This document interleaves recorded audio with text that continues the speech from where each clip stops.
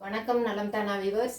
இன்னைக்கு soya chunks வச்சு kebab புது தினசாக செய்ய போகிறோம். அதுக்கு கடலப்பருப்பு கலந்து செய்ய போகிறோம். இப்போ இதை செய்கிறத அடுத்தடுத்தாப்புல அப்படியே சொல்லிட்டேன். வடசட்டியில் அடுப்பை பற்ற வச்சு வடசட்டியை வச்சு அதில் நான் எண்ணெய் ஊற்றிருக்கேன். நல்லா ஒரு 2 டேபிள் ஸ்பூன் அளவு எண்ணெய் ஊற்றிருக்கேன்.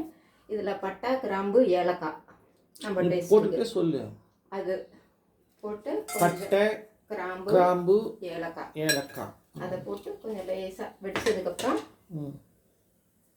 இதாகிடுச்சு, ஃப்ரை ஆகிடுச்சு. இதில் நான் ஒரு காஷ்மீரி மிளகாய் சிவப்பாக கலர் வேணுங்கிறதுக்காக ஒரு காஷ்மீரி மிளகாய், நம்ம நாட்டு மிளகாய் 3 கலர் கொடுக்குறேன். இதை போட்டு இதை ஃப்ரை பண்ணதுக்கப்புறம் இஞ்சி பூண்டு இதையும் போட்டு கொஞ்சம் பச்சை வாசம் போகிற வரையிலும் வதக்கிக்கணும். ஒரு நிமிஷம் சிம்பிளாக வச்சு வதக்கிடுங்க, இல்லைன்னா வடசட்டியில் எல்லாம் அப்படியே பூண்டு இஞ்சியெல்லாம் கெட்டியமாக ஒட்டிக்கும். பேஸ்ட் இருந்தாலும் போட்டுக்கலாம், நான் துருவி போட்டிருக்கிறேன். அதனால எப்போ போடுறது? ஜீரகம் வந்து இப்போ போடணும். கொத்தமல்லிக்கு முன்னாடி போடணுமா அப்புறம் போடணும்? கொத்தமல்லிக்கும் முன்னாடி போட்டுடணும், அப்போ தான் அந்த வெடிக்கும். இதில் ஜீரகத்தை போட்டதுக்கப்புறம் கூட இஞ்சி பூண்டை போட்டுருந்துக்கலாம். இப்பவும் போட்டாலும் இல்லை, கொஞ்சம் வெடிக்கும். இந்த வெடிக்கு தரேன்.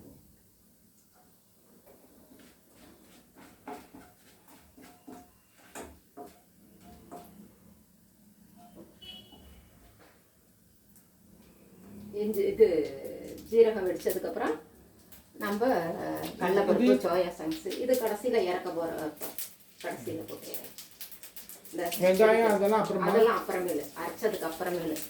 இப்போ இதில் கடலைப்பருப்பு போட்டுருணும். இது கடலைப்பருப்பு வந்து நான் சும்மா வெறும் கடலைப்பருப்பு கிடையாது, வேக வச்சிருக்கணும். வேக வச்சு தண்ணியை உப்பு கொஞ்சமாக போட்டு, உப்பு போட்டாலும் சரி கூடாதும் சரி, ஏன்னா இப்போ அரைக்கிறப்போ அதில் உப்பு போட்டு அரைப்போம். இருந்தாலும் நான் கொஞ்சம் உப்பு போட்டிருக்கிறேன், நீங்களும் கொஞ்சம் உப்பு போட்டு அதுக்கு இருந்தாப்புல மாவு கலக்கையில் உப்பை பார்த்து போட்டுக்கணும். அவ்வளோதான் வித்தியாசம். இப்போ கடலைப்பருப்பை கற்றுக்கணும். இப்போ சோயா சங்க்ஸும் இதை எப்பொழுதும் போல் இந்த கொதிக்கிற தண்ணியில் கொஞ்சமாக உப்பு போட்டு இந்த சங்க்ஸை போடுவோமே அது மாதிரி போடணும். அப்போ தான் உள்ள உப்பு இறங்கும். அதுக்காக தான் இதுக்கு கட்டாயமாக கொஞ்சம் உப்பு போடணும். உப்பு போட்டு இது கிராம் கணக்குக்கு வந்து கடலைப்பருப்பு 100 கிராம்னா இதுவும் 100 கிராம் எடுத்துக்கலாம். கப்பில் அளக்கையில் அது கடலைப்பருப்பு 1/2 கப்பு எடுத்துக்கிட்டோம்னா இது வந்து 1 கப்பு நல்லா ஃபுல்லாக எடுத்துக்கணும். சோயா சங்க்ஸ் இது வெயிட்டு ஜாஸ்தியாக இருக்கும் இல்லையா, வெயிட்டு கம்மியாக இருக்கும். அதனால் நம்ம குவான்டிட்டி தகுந்தாப்புல இதை இப்போ நல்லா ஒரு 2 நிமிஷம் வதக்கணும். இந்த பாசம் போகிற வரையில் வதக்கிட்டு நல்லா ஆற வச்சு அரைச்சி எடுத்துக்கணும். அரைச்சி எடுத்ததுக்கப்புறமேலு வெங்காயம், ஒரு பச்சை மிளகாய், கொஞ்சம் கொத்தமல்லி தழை அதில் போட்டு உப்பும் போட்டு நல்லா பிசைஞ்சு கட்லெட்டு தட்டுறாப்பில் தட்டி தோசை தவாவில் போட்டு எடுக்க வேண்டியது தான் கபாப். இது புது தினசாக நல்லாயிருக்கும். தண்ணியெல்லாம் கூட இஞ்சிடுச்சு. இந்த சோயாவில் மட்டும் கொஞ்சம் உள்பக்கம் இருக்கும்.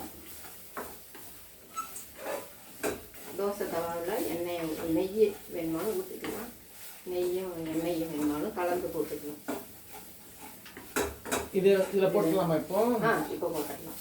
கொத்தமல்லி தழை கொஞ்சம் போட்டு ஆறுனதுக்கப்புறம் அரைக்கணும். உப்பு அரைக்கிறப்ப கூட போட்டுக்கலாம், இப்பவும் கொஞ்சம் போட்டுக்கலாம். ஏன்னா 2லேயுமே உப்பு போட்டிருக்கேன். இப்போ கொஞ்சமாக போட்டால் போதும். வெங்காயம் புடையில போட்டு பிசைஞ்சுக்கலாம்.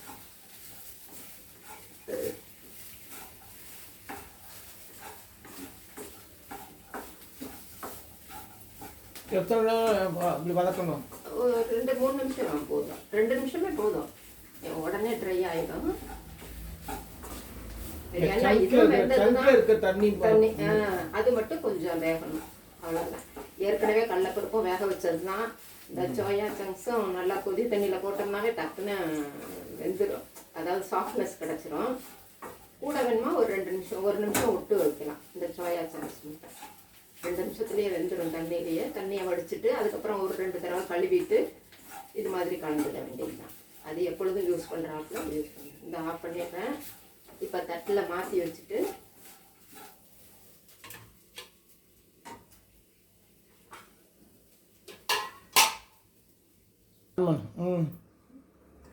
அரைச்சாச்சு. இந்த நைஸாக அரைச்சாச்சு பாருங்கள்.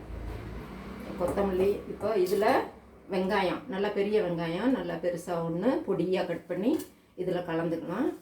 கொத்தமல்லியும் பொடியாக கழுவிட்டு பொடியாக அரிஞ்சு போட்டுக்கணும். முதலையும் கொஞ்சம் கொத்தமல்லி போட்டுக்கணும், இப்போவும் போட்டுக்கணும். பச்சை மிளகாய் கொஞ்சம் டேஸ்ட்டு கொடுக்குங்கிறதுக்காக ஒரு சின்ன பச்சை மிளகாய் பொடியாக அரிஞ்சு போட்டிருக்கேன், அவ்வளோதான். இப்போ இதை நல்லா பிசைஞ்சுக்கிட்டு வடை மாதிரி தட்டி அதை அதில் வச்சுக்கலாம். தட்டி இதை நல்லா பிசைஞ்சு கபாப் இந்த மாதிரி உருண்டையை வச்சுட்டு இப்படி தட்டிக்கணும். கட்லெட் இது ஹைட்டுக்கு ஓரத்துலையும். இப்போ நெய் ஊற்றியாச்சு, கல் காஞ்சிருச்சு.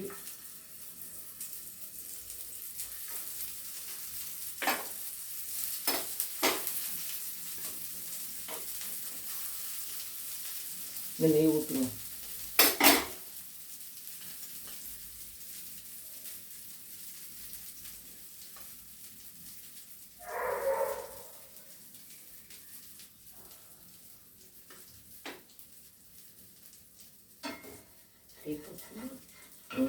கொஞ்சம் வெயிட் பண்ணு வேகட்டும். நெய் ஊற்று.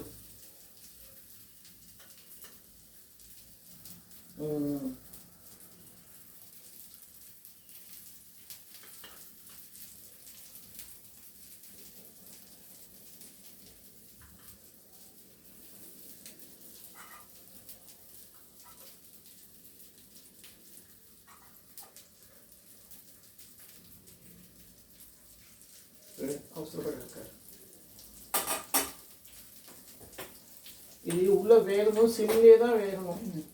இப்போ பாருங்க, இப்போ தான் நெய்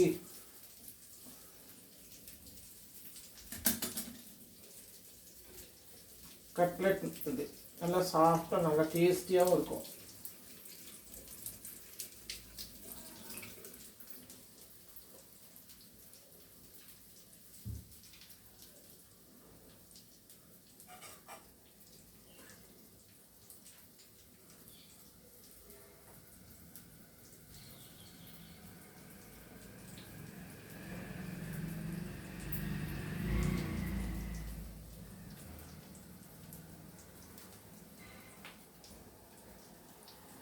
ஒரு கஸ்டமர் கமெண்ட்ஸில் கேட்டிருக்காங்க, இந்த எண்ணெய் சட்டி எங்கே வாங்கினீங்க அப்படின்னு சொல்லி. ரொம்ப நல்லா இருக்குதுன்னு சொல்லி. இது மங்களில் தான் நாங்கள் ஜாமான்லாம் வாங்குறது. அங்கேயே தான் இதுவும் வாங்கிச்சு. நீங்களும் அங்கே பாருங்கள். ஒரு நமக்கு இது நல்லா வெயிட்டாக இருக்கும். இந்த எண்ணெய் சட்டி பாருங்க, கொஞ்சம்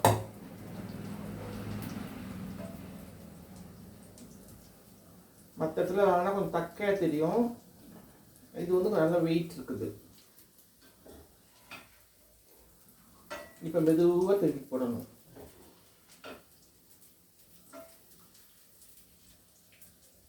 இது நம்ம வந்து டீப் ஃப்ரை பண்ணுற பதில் அப்படியே நம்ம வந்து இதில் இந்த மாதிரி தோசைக்கல்லில் போட்டு எடுக்கணும்.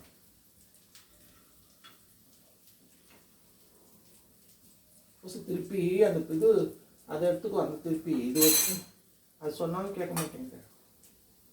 தோசை திருப்பி இதை தூக்கி ஒவ்வொரு நாளைக்கு வச்சிடணும் வெளியே.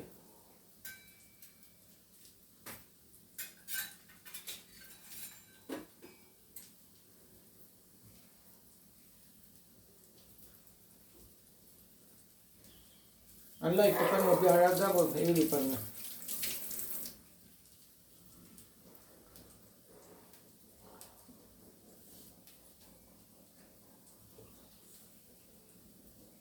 நீங்களும் செஞ்சு பாருங்கள். நலம் தானா சேனலுக்கு சப்ஸ்கிரைப் பண்ணுங்கள். ஏதாவது சந்தேகம் கமெண்ட்ஸில் வந்து சந்தேகம் தான் கேளுங்க. சூப்பர்னு சொன்ன எல்லாருங்களுக்கும் நன்றி. எங்களுடைய வீடியோ பார்த்துட்டு சமையல் பார்த்துட்டு நல்லா இருக்குன்னு சொல்கிறவங்களுக்குலாம் நன்றி சொல்லுவோம். பர்சனலாகவும் நன்றி அனுப்பிச்சிருக்கோம். இருந்தாலும் இதுலேயும் ஒரு வாட்டி சொல்லிடுறோம்.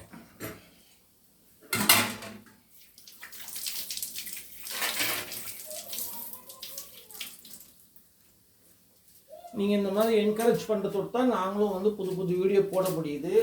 நீங்கள் பார்க்குறீங்கன்னு தெரிஞ்சாலே எங்களுக்கு வந்து அதே ஒரு புத்துணர்ச்சி கொடுக்குது, வேறு வீடியோ போடணும்னு தோணும். யாரும் பார்க்கலன்னா ஒன்றும் செய்ய முடியாது.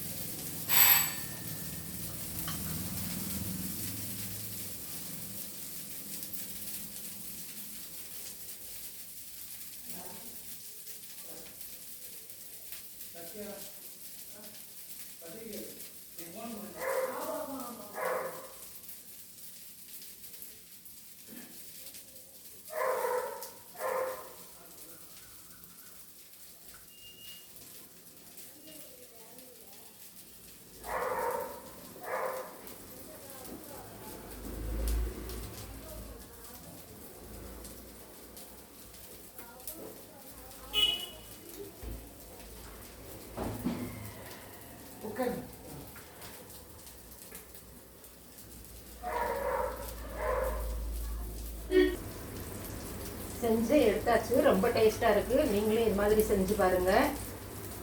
நலம்தானா சேனலுக்கு சப்ஸ்கிரைப் பண்ணுங்கள், பெல் பட்டனை ப்ரெஸ் பண்ணுங்கள். வேறு ஒரு வீடியோவில் பார்க்கலாம். தேங்க்யூ.